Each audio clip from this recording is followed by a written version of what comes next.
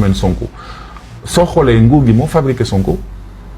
c'est l'État c'est le pouvoir qui a fabriqué Sonko ñoom ñoo ko fabriqué parce que ñoom ñoo ko dàq ci fi mu nekkoon di liggéey ñoom ñoo ko pousse à la faute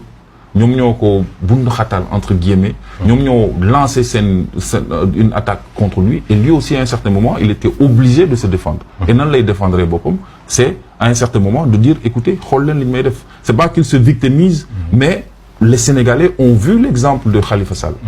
on a vu l'exemple de Karim Wade il a dit gis ngeen nguur gii nii moom mooy choisir kan lay bëreel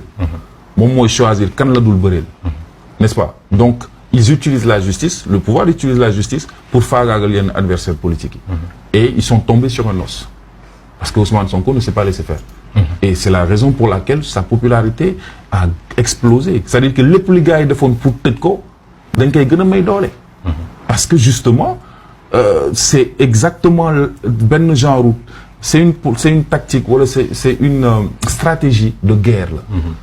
stratégie de guerre dafa am benn stratégie boo xamante ne boo nekkee ci opposition bi et que nga mun a massifier